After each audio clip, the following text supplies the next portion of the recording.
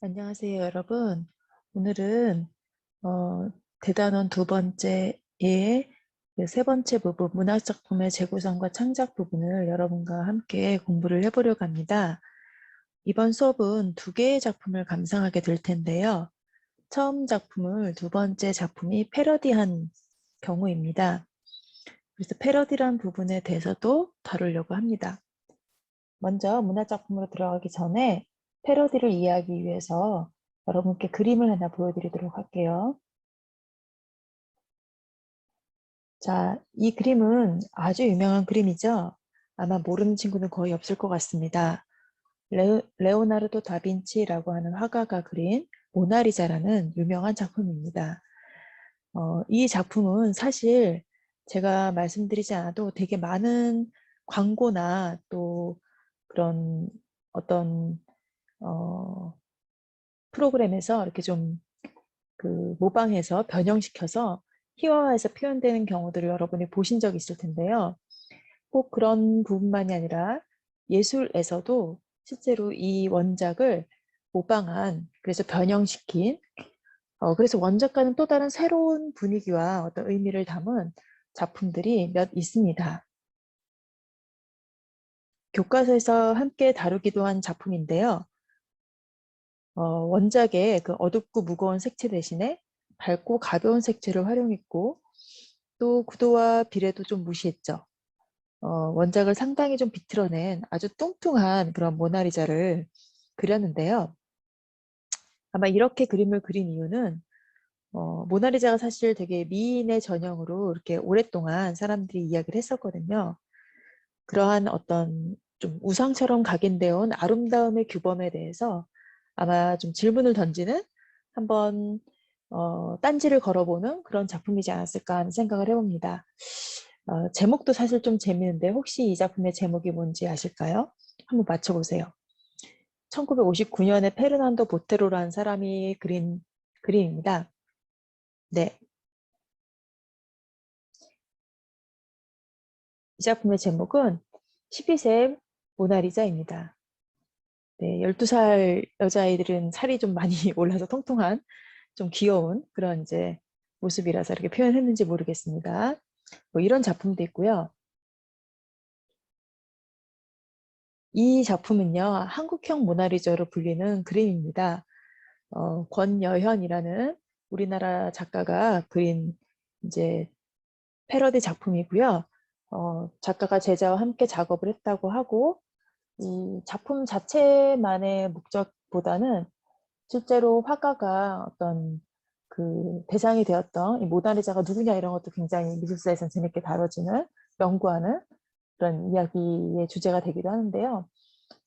그래서 제자를 대상으로 아마 이제 그림을 그리신 것 같아요. 그래서 그 과정에서 어떤 그 느끼는 어떤 그런 체험이나 이런 것까지도 아마 작품에 구현해내고 싶었던 게 아닌가 싶습니다. 그래서 되게 특이하죠. 한국 사람으로서의 또 모나리자의 모습도 보게 되는데 원작과는 또 다른 그런 분위기가 느껴지는 것 같죠. 마지막으로 세 번째 보여드릴 작품은요. 어, 스페인의 아티스트인 오쿠다라는 사람이 이거는 프랑스의 파리의 한 건물 벽에 그 벽화로 그린 그림이거든요. 약 19층 높이의 건물에 이제 초대형 벽화를 이제 그린 건데요. 어, 그 형형색색의 모나리자를 그려놨어요.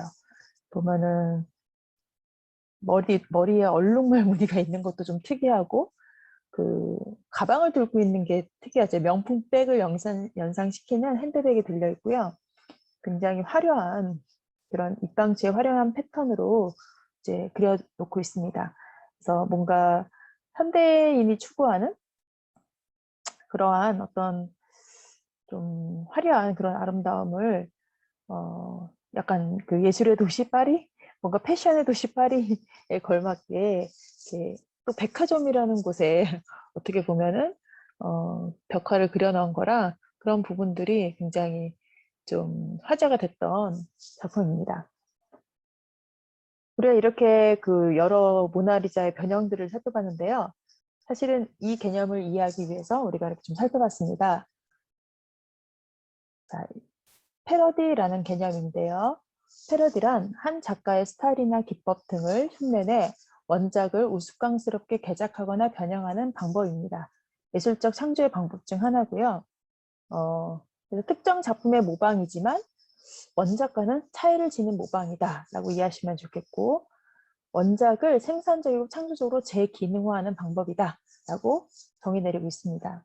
이 내용은 교과서 90쪽의 지식창고 부분에 나와 있습니다. 여러분이 책에서 한번 찾아보시고 발표해 주시고요. 개념을 좀 이해하시면 좋을 것 같아요. 단순한 그 원작의 모방으로서 표절과는 구별이 되는 그런 예술 기법이라고 생각하시면 좋을 것 같고요. 물론 논란이 좀 되죠. 근데 모방해서 표현한 작품에 어떤 새로운 의미가 얼마나 좀 가치 있는 의미가 생성이 되느냐, 그리고 또 이제 패러디에서 중요한 거는 이 우스꽝스럽게 부분이거든요. 원작이 다루고 있는 주제가 좀 더 진지하고 심각하다면 사실 패러디한 작품들이 다루고 있는 그런 주제는 어떻게 보면은 기존의 관념이라든가 기존의 생각들을 좀 뒤엎는, 전복시키는 약간 비판적인 그런 풍자적인 요소들이 있다는 것을 좀 생각해 보시면 도움이 될 것 같습니다.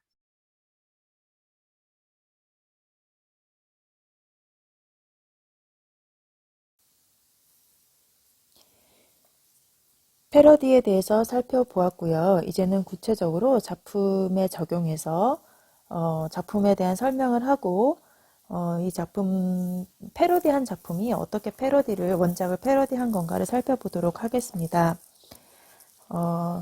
교과서 86쪽에 김춘수의 꽃이라고 하는 작품을 먼저 살펴보겠습니다.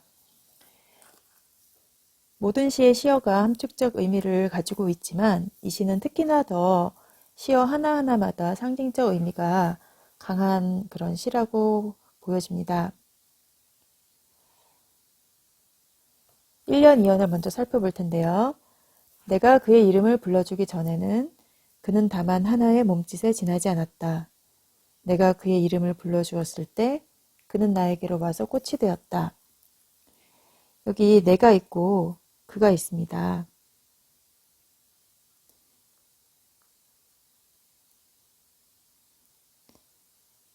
나는 그의 이름을 부르죠. 이름을 부르는 행위를 우리가 또 명명행위라고 한자로 이렇게 얘기할 수 있습니다. 원래 있는 말입니다. 이런 말이. 이 이름을 부르는 행위는요, 이 그라고 하는 어떤 대상을 인식하는 행위다. 이렇게 우리가 볼 수도 있고요. 그 대상을 인식한다는 건 그 대상의 어떤 본질, 어떤 존재의 본질을 인식한다라는 의미이기도 하고요. 또는 그 대상에 어떤 의미를 부여하는 행위 이렇게 볼 수도 있어요.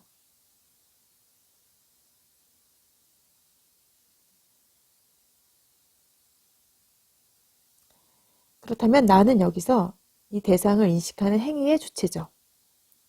그래서 우리가 인식의 주체라고 한번 적어보겠습니다. 이 그는 그 인식을 어떻게 보면 당하는 대상이 되는 거죠. 인식의 대상 또는 객체라고 의미를 우리가 그 상징적 의미를 생각해 볼 수 있을 것 같습니다. 그렇다면 여기서 1년에서 이 명명행위, 이름을 불러주는 행위 전에 그는 하나의 몸짓이다 라고 표현했어요. 그런데 이름을 불러주고 나서는 꽃이 되었다 라고 얘기합니다. 그렇다면 이 하나의 몸짓은 어떤 의미를 가지고 있을까요? 네, 의미가 없는 존재라는 뜻입니다.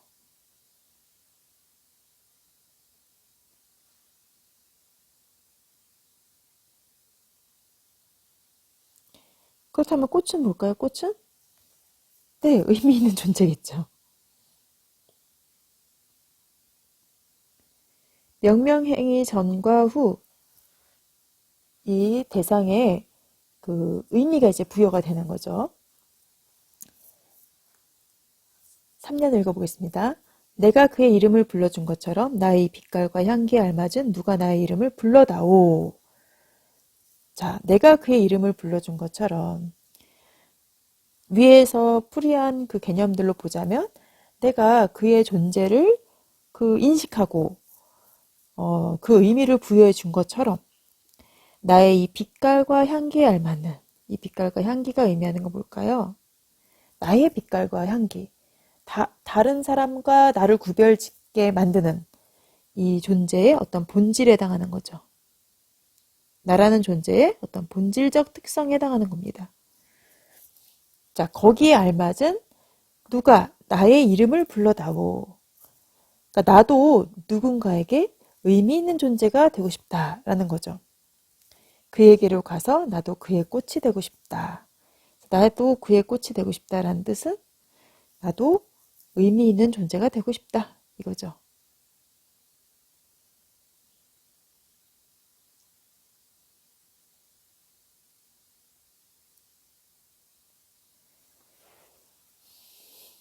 자, 그도 그걸 원하고요. 나도 그걸 원합니다. 그래서 마지막 사연 볼까요?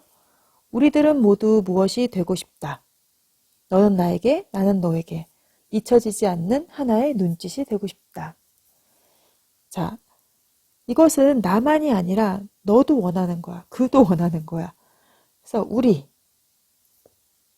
해서 모두가 원하는 어떤 걸로 이제 표현을 하고 있어요. 무엇이 되고 싶다. 그 무엇은 자, 위에 나온 몸짓일까요? 꽃일까요? 어디랑 의미가 비슷합니까? 네, 꽃과 비슷하죠. 그래서 무엇은 의미 있는 존재가 되고 싶다는 뜻이잖아요. 그래서 의미 있는 존재. 꽃과 같겠죠? 너는 나에게, 나는 너에게 잊혀지지 않는 하나의 눈짓이 되고 싶다. 이 눈짓은 또 역시 의미 있는 존재가 되고 싶다는 뜻이잖아요. 그래서 꽃이라든가 무엇이라는 단어랑 같은 상징적 의미를 갖게 됩니다. 서로에게 의미 있는 존재. 역시 그런 의미로 볼 수 있겠죠.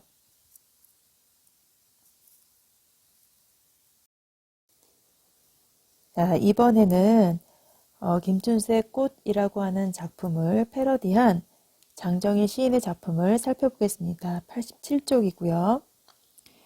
자, 제목에서부터 김춘수의 꽃을 변주하여라는 부제가 붙어 있습니다. 그래서 원작을 자, 변주라는 게 원래는 이제 음악 연주에서 쓰는 개념이죠. 그 변화를 주어 연주하는 것을 변주라고 표현했는데요. 그래서 이 꽃이라고 하는 작품을 좀 변형시킨 거구나. 제목에서부터 사실 알 수 있습니다. 그러나 제목은 김준수는 꽃이라고 해서 사실 이 시의 가장 핵심적인 꽃의 상징적 의미가 의미 있는 존재였잖아요. 의미를 부여받은 존재 뭐 그런 의미인데 그런 어떤 단어로 제목을 정하진 않았고요. 조금 다르게 제목을 정했습니다. 라디오 같이 사랑을 끄고 켤 수 있다면 그 사실 이 부분이 어떤 이 작품의 주제와 좀 연결이 되는 부분인데 주제의 어떤 상징적 의미일 수도 있는데요. 자, 요 의미는 좀 나중에 다시 살펴보고요. 어떻게 원작을 변형시키면서 의미를 창조해 가고 있나 살펴보겠습니다. 내가 단추를 눌러주기 전에는 그는 다만 하나의 라디오에 지나지 않았다. 내가 그의 단추를 눌러주었을 때 그는 나에게로 와서 전파가 되었다. 자, 아까 본 시랑 몇 개의 단어 빼고는 거의 같죠? 자, 달라진 게 뭐가 있을까요? 네, 이름을 부르다 대신에 이 시에 쓰인 것은 단추를 누르다 라고 표현이 되어 있습니다. 그리고 몸짓에 대응되는 단어로는 하나의 라디오였죠. 그리고 꽃에 대응되는 단어로는 전파를 볼 수 있겠네요. 즉, 이 시에서도 단추를 누르다라는 이 행위,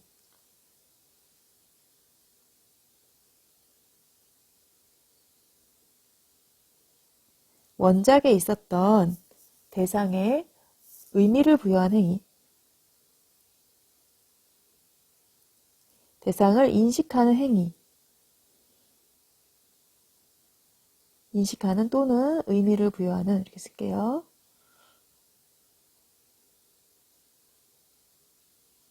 행위에 대응이 됩니다. 그런데 왜 라디오, 전파 이런 개념으로 썼을까? 자, 이것을 한번 생각해 보시고요. 이름을 부른다 대신에 이 단추를 누른다 라는 표현이 이 행위가 주는 이미지를 한번 생각해 보시기를 바랍니다. 그 단추라는 표현 써서 여러분은 조금 어색할 수도 있는데요. 옷에 달린 단추의 단추가 아니라 그 예전 그 라디오는 버튼이라고 하죠. 이렇게 딱 튀어나와 있어서 이렇게 탁 누르게 돼 있습니다. 스위치를 이렇게 누르는 건데 그걸 이제 단추라고 표현을 했어요. 그 단추의 개념으로 이해를 해주셔야 됩니다. 자, 3년을 읽어보겠습니다. 내가 그의 단추를 눌러준 것처럼 누가 와서 나의 굳어버린 핏줄기와 황량한 가슴속 버튼을 눌러다오. 그에게로 가서 나도 그의 전파가 되고 싶다. 네, 3년도 거의 원작과 같은 구조인데요. 자, 이름을 부르다 대신에 단추를 누른다 라는 개념이 또 나왔고요. 나의 이 빛깔과 향기에 대응되는 개념으로 나의 굳어버린 핏줄기와 황량한 가슴속 버튼이란 표현이 나옵니다. 여기서 좀 의미의 차이를 볼 수 있을까요? 빛깔과 향기 하면은 굉장히 가치 있는 것 같은 느낌이 드는데요. 굳어버린 빗줄기, 황량한 가슴속. 뭔가 메마르고, 되게 그 삭막한 그런 느낌이죠. 죽음의 이미지에 좀 더 가까운 그런 표현을 쓰고 있습니다. 이것도 어떤 존재의 본질이라는 의미로 이제 쓰인 것 같아요. 쓰이기는. 그런데 그 존재가 그 꽃이라는 시에서 설명하고 있는 것과는 조금 다른 모습인 거를 여러분이 아마 느낄 수 있을 것 같습니다. 그에게로 가서 나도 그의 전파가 되고 싶다. 그래서 전파라는 단어는 또 반복적으로 쓰였죠. 자, 마지막이 이제 중요할 텐데요. 마지막 사연 볼게요. 우리들은 모두 사랑이 되고 싶다. 끄고 싶을 때 끄고 켜고 싶을 때 켤 수 있는 라디오가 되고 싶다. 여기서 잠시만요. 화면을 좀 올려보겠습니다. 그 마지막 연도 거의 원작이랑 비슷한데 그 무엇이 되고 싶다 대신에 사랑이란 표현이 나왔어요. 그러니까 이게 위에서 쓰인 전파의 개념과 같겠죠. 의미 있는 존재라는. 저 여기 나오는 전파나 여기 전파나 여기 사랑이나 다 또 의미 있는 존재인 것 같아요. 지금 보면은 그런 의미로 좀 쓰인 것 같아요. 그런데 약간 마지막에서 좀 바뀌어요. 끄고 싶을 때 끄고 켜고 싶을 때 켤 수 있는 라디오와 같은 존재가 되고 싶다는 거거든요. 끄고 싶을 때 끄고 켜고 싶을 때 켤 수 있는 라디오. 이 라디오는요. 1년에서도 나왔거든요. 사실. 다시 볼까요? 내가 단추를 눌러주기 전에는 그는 다만 하나의 라디오에 지나지 않았다. 이상하죠? 이 라디오는 지난번 그 시의 의미 구조랑 대응해서 보면은 의미 없는 존재인 건데 그러면 그 명명행위를 통해서 또 단추를 누른 행위를 통해서 의미 있는 존재가 돼야 되는데 다시 의미 없는 존재가 된 거잖아요. 그래서 이 시에서 말하는 전파나 사랑 또 끄고 싶을 때 끄고 켜고 싶을 때 켤 수 있는 라디오는 원작에 있는 의미 있는 존재랑은 좀 달라요.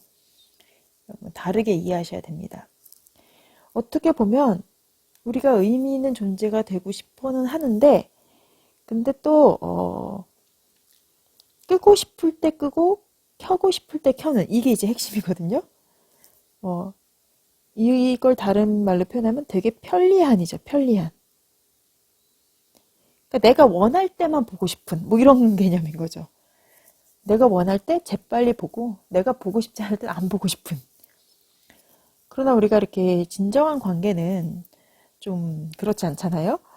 그래서 여기서 우리가 조금 원작과 다른 의미를 찾아볼 수가 있는데, 여기 나오는 전파, 사랑, 라디오, 끄고 싶을 때 끄고 켜고 싶을 때 켤 수 있는 라디오는 사랑이라고는 표현했지만 결국 굉장히 가볍고 편리한,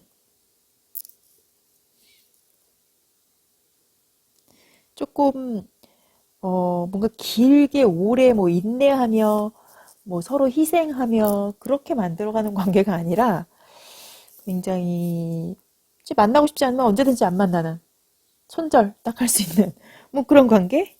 일회적인 단발성의 어떤 그런 사랑이 아닌가라고 보는 거죠.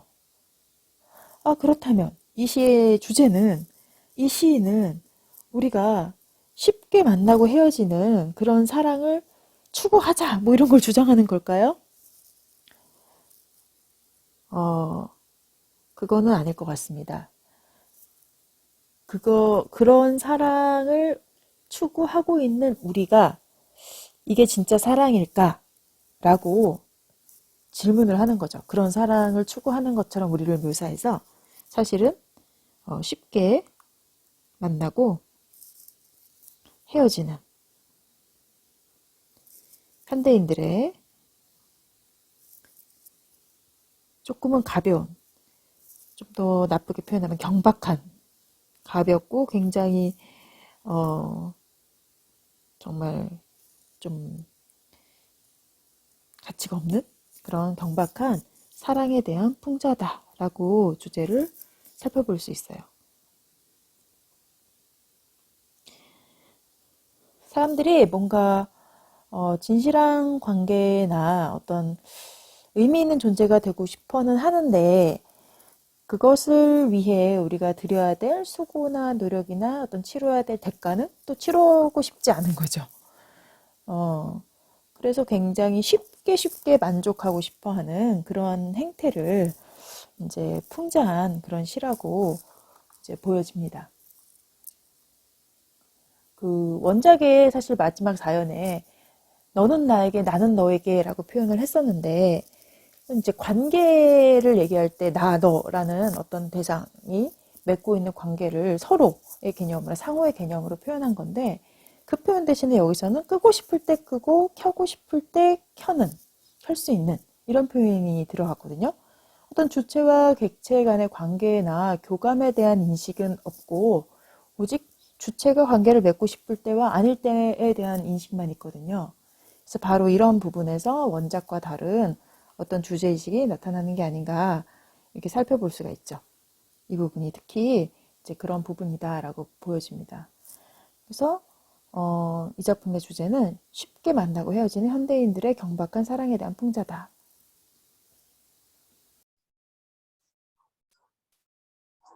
이제 우리가 두 개의 작품을 살펴보았고요. 이제 그 작품에 대해서 좀 비교해보고 어떻게 패러디의 과정을 조금 살펴보는 시간을 가질 텐데요. 그 전에 정리를 좀 하고 지나가도록 하겠습니다. 김춘수의 꽃이라고 하는 우리 처음 봤던 작품에 대한 핵심 정리 내용입니다. 이 시는 갈래로 봤을 때 자유시, 서정시에 해당이 되고요. 성격은 시에 사용된 그런 시어들이 갖는 의미가 굉장히 상징적이죠. 상징적이고 다루고 있는 주제가 어떤 존재의 본질에 대한 그런 인식, 그리고 그 의미를 부여함으로써 대상과 어떤 관계를 형성하는 것에 대한 소망, 이런 걸 다루고 있어서 상당히 철학적이고 그 관념적인 주제를 다루고 있다고 보여집니다. 관념적이라고 하는 말은 그 눈에 보이는 구체적인 사물을 다룬 게 아니라 정신세계, 그리고 머릿속에서 벌어지는 여러 가지 생각들을 다루고 있는 작품에 우리가 관념적이다라고 이제 성격을 이제 표현을 합니다. 주지적은 주정적이라는 말과 좀 대비되는 말인데요. 그 감정보다는 지적인 것, 좀 이성적인 것, 그런 것을 주제로, 대상으로 하고 있는 작품을 주지적이다라고 표현을 합니다. 자, 중심 소재인 제재는 꽃이고요. 이 꽃 역시 상징적 의미였죠. 의미를 부여받은 존재라는 의미였습니다. 주제는 말이 좀 어려운데요. 존재의 본질 구현과 진정한 관계 형성에 대한 소망. 근데 뭐 시에서 쓰인 표현으로 찾자면 우리는 서로에게 의미 있는 존재가 되고 싶다. 뭐 그런 정도로 이해하셔도 큰 무리는 없을 것 같습니다. 이 작품의 표현상의 특징도 한번 정리를 해보았습니다. 이렇게 뭐 되고 싶다 이런 소망들을 직접 표현하고도 있어서 그렇고요. 그 말투가 굉장히 좀 간절하다라고 느껴지는 어조다라고 이렇게 정리를 했습니다. 그리고 어떤 존재를 인식한다. 어떻게 인식을 하는가? 그냥 본다고 다 인식하는 게 아니라 의미 있게 그 의미를 받아들여야 인식이 되는 거잖아요. 이런 것과 관련된 철학의 그 논의들을 인식론이라고 해요. 그래서 인식론. 그다음에 그냥 사물이 있다고 해서 그게 존재라고 볼 수 있느냐? 존재라는 것도 어떤 의미가 있는 것과 아닌 것은 좀 차이가 있지 않냐? 뭐 이런 거를 또 논의하는 그 분야가 존재론이라고 합니다. 그래서 인식론과 존재론의 철학적 그런 경향들이 작품의 기반을 이루고 있다라는 것을 특징으로 하고 있고요. 그래서 구체적인 대상, 바로 꽃이죠, 사실은. 꽃을 통해서, 그런 시어를 통해서 추상적이고 관념적인 의미를 전달하고 있다라는 게 또 특징이고요. 인식의 주체를 점층적으로 확대했다. 이거는 무슨 말일까요? 네, 처음에 1년, 1, 2년에서는 나, 그 이렇게 인식의 주체가 나였죠, 나. 1인칭 단수였죠. 그런데 마지막 년에 가면 우리라고 표현을 하잖아요. 그래서 이 부분이 이제 확대라고 본 것 같아요. 인식의 주체가 더 넓어진. 물론 3년의 과정에서 또 너도 나에게 의미 있는 존재가 되고 싶다. 이런 표현을 했기 때문에 나에서, 너에서, 우리 이런 식으로 확대됐다라고 이제 본 것입니다. 그리고 존재에 대한 의미를 심화했다. 이 정도로 김춘수의 꽃이라고 하는 작품을 좀 정리해 보고요. 다시 한번 좀 복습이라는 차원에서 꽃의 구성도 정리를 해보겠습니다. 총 4연으로 이루어진 작품이었고, 자, 1년은 이름을 부르기 전이었죠. 즉, 사물을 인식하기 이전. 그는 이렇게 하나의 몸짓, 그래서 무의미한 존재였다라는 걸 표현했고요. 2연에서는 이름을 불렀죠. 그게 바로 명명이죠. 명명을 통해 이제 의미를 부여받았는데 꽃이라고 표현했죠. 그래서 의미를 부여받은 존재를 얘기하고 있고요. 3년에서는 그에게 의미 있는 존재가 되고 싶은 나의 소망을 표현하고 있었고, 마지막 4연에선 서로에게 의미가 있는 존재가 되고 싶은 우리 해서 거의 결론 내지는 주제가 이제 4연에 제시가 됐다라고 보여지죠. 다음은 장정일의 라디오 같이 사랑을 끄고 켤 수 있다면의 정리입니다. 이 시 역시 자유시, 서정시에 속하고요. 자, 이 시의 성격은 사뭇 다르죠. 보통 패러디 작품은 원작을 비틀기 때문에 좀 비꼬면서 모방을 하기 때문에 목적 자체가 되게 풍자적이고 비판적이다라고 보여집니다. 중심 소재의 제재는 라디오이고요. 이 라디오라는 건 버튼을 누르면 쉽게 켜지고 또 버튼을 누르면 쉽게 꺼지고, 그래서 뭔가 간편하고 쉬운 것들을 추구하는 그런 사랑, 그런 만남을 추구하는 어떤 현대인의 그런 사랑을 빗댄 그 시어라고 볼 수 있습니다. 그리고 또 어떻게 보면 김준수의 시 꽃이라고 하는 작품을 패러디했기 때문에 이것을 제재다라고도 이제 본 거예요. 자, 이 작품의 주제는 쉽게 만나고 헤어진 현대인들의 경박한 사랑에 대한 풍자다. 작품 해설하면서도 한번 이야기했습니다. 자, 마지막 특징 정리해 볼게요. 패러디라는 게 가장 중요하겠죠. 패러디했다. 그래서 풍자적 의미를 담았다라는 것이고, 자, 구체적 사물을 활용해서 추상적이고 관념적인 의미를 드러냈다라는 건 김준수의 꽃과 참 같죠.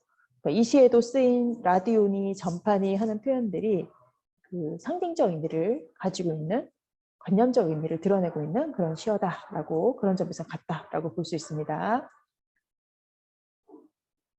다음은 장정일 라디오 같이 사랑을 켤 수 있다면 이란 시의 구성을 또 정리해 보겠습니다.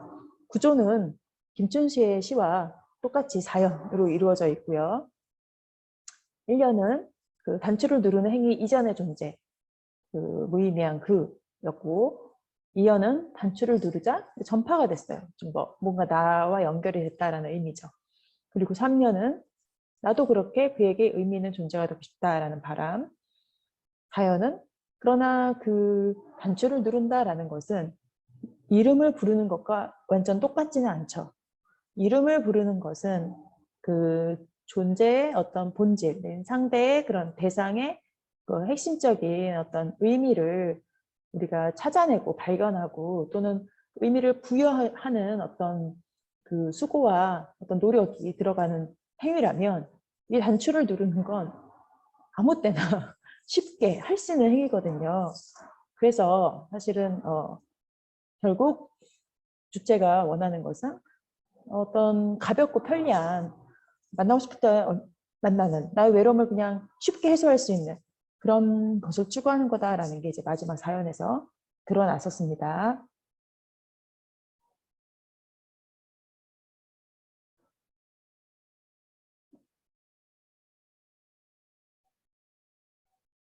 이번에는 학습 활동을 정리해 보도록 하겠습니다. 자, 학습 활동 펼치시고요. 꼭 알아야 되는 것만 몇 개 정리할게요. 자, 1번에 보시면 작품 가를 감상하고 존재의 의미와 인식의 변화를 고려하여 중심 내용을 정리해보자 라고 하였습니다. 그 1년, 2년, 3년, 4년의 내용을 정리하는 그런 과제예요. 사실 보면 뭐 존재의 의미와 인식의 변화를 고려하여 이게 그 조건이라기보다는 사실 뭐 힌트죠, 힌트. 여러분이 답을 쓰는 힌트를 준 거라고 볼 수 있고요. 1년에서 먼저 예를 주었죠.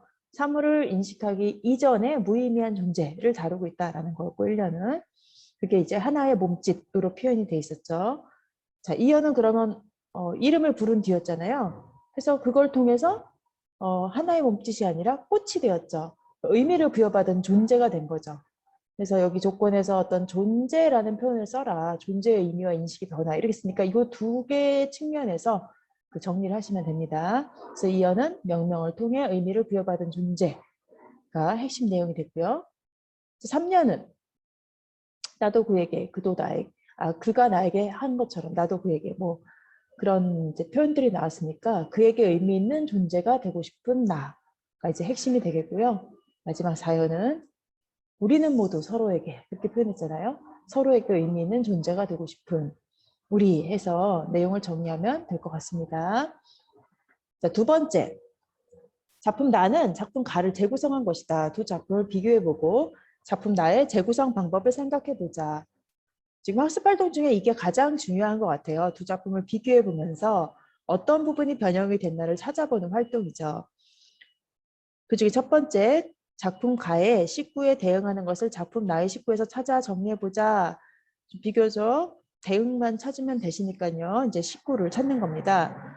가에 있는 몸짓에 해당하는 것이 나에서는 라디오라고 볼 수 있죠. 가시의 꽃은 나시의 전파. 가에서 이름을 불러주는 행위는 나에서는 단추를 눌러준 것으로 표현이 되어 있고요. 가에서 우리는 무엇이 되고 싶다. 그렇게 표현을 했는데 거기에 해당하는 단어로 사랑이라는 단어가 나왔죠. 그래서 사랑. 이렇게 일단 식구를 찾아서 적어주시면 돼요. 문제가 그 식구를 찾아 정리하자 그랬으니까 여기다 뭐 다른 수식어를 넣거나 해석을 붙이지 말고 그냥 일단 식구만 찾아주시면 됩니다. 그 다음 두 번째, 작품 가의 식구, 잊혀지지 않는 하나의 눈짓에 대응하는 식구를 작품 나에서 찾고 그 의미를 바탕으로 각 작품에서 화자가 말하고자 하는 바를 생각해보자. 마지막 연에서 나온 잊혀지지 않는 하나의 눈짓에 대응하는 그 식구가 나에서는 자, 끄고 싶을 때 끄고 켜고 싶을 때 켤 수 있는 라디오라고 표현을 했거든요. 이제 가는 잊혀지지 않는다. 그러니까 오래오래 기억이 되는 굉장히 뭔가 중요한 의미 있는 이런 거라면 나는 끄고 싶을 때 끄고 이건 단절이잖아요. 관계를 단절시킨다는 거잖아요. 켜고 싶을 때 켠다. 그래서 이제 이런 부분을 대비해서 결국 화자가 말하는 게 뭘까를 쓰시면 됩니다. 그 가는 의미 있는 존재가 됨으로써 진정한 관계를 형성하고 싶은 소망이다. 그 잊히지 않는 영원히 가는 뭐 이런 관계에 대한 소망이 있는 거죠. 그런데 나는 가볍고 편리한 사랑인 거죠. 관계를 더 이상 지속하고 싶지 않을 때 언제든지 끊을 수 있는 뭐 이런 거죠. 그래서 그런데 시인이 정말 그런 걸 원할까라고 보면 그렇지 않겠죠.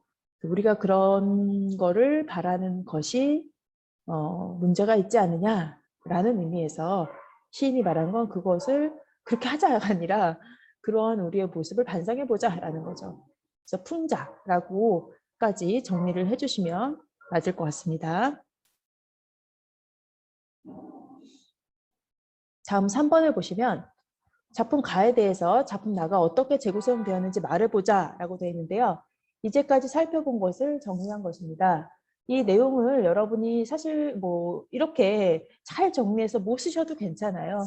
여러분 각자 그 생각해 본 것들을 한번 그러나 이렇게 찾아보시고 정리해 보는 것이 좀 필요합니다. 한번 쭉 읽어보고 정리를 하도록 할게요. 작품 나는 시상 전개 과정, 문장의 구조 면에서 작품 가와 유사하다. 하지만 시어와 그 의미에서 차이가 있다. 작품 나에서는 꽃 대신 라디오와 버튼, 전파 등 현대적인 소재를 활용하였다. 또한 작품 가에서 잊혀지지 않는 하나의 눈짓이 되고 싶다고 말하며 진정한 관계 형성을 소망하는 것과 달리 작품 나에서는 끄고 싶을 때 끄고 켜고 싶을 때 켤 수 있는 라디오가 되고 싶다고 말하며 일회적인 현대인의 사랑을 풍자하고 있다. 지금까지 다룬 것들을 이렇게 정리한 내용이고요. 이거 외에 좀 더 뭐 얘기할 수 있는 게 있다면 죄송합니다. 작품 가는 제목을 중심 소재로 이제 제목을 정했죠. 근데 작품 나는 소재가 아닌 어떤 그 주제와 관련된 문구로 제목을 정했습니다.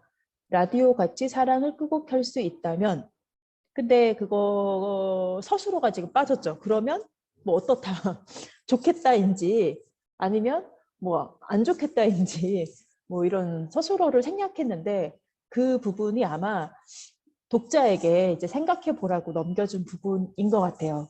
그리고 시에서는 마치 라디오처럼 그렇게 쉽게 버튼을 켜고 끄고 하면서 그 관계를 내가 원할 때 막 맺고 원하지 않으면 끊고 그러는 걸 바란다라고 표현은 했으나 이것이 정말 시인이 원하는 걸까에 대한 그 의문을 남기는 거죠. 왜냐하면 정확히 제목에서 그 서술어를 쓰지 않았기 때문에 그래서 그런 부분도 한번 생각해 보시면 좋을 것 같습니다. 그 뒤에 부분은 여러분이 생각해서 답을 쓰셔야 되는 부분이라 오늘 학습 활동은 여기까지만 살펴보도록 하겠습니다. 여러분 긴 그 두 작품이나 봐야 되는 수업 내용을 너무 잘 들어주셨고요. 조금 설명이 부족했거나 또 여러분이 또 질문이 있는 부분들은 이제 각 선생님들께 또 여쭤보시길 바랍니다. 수고하셨습니다.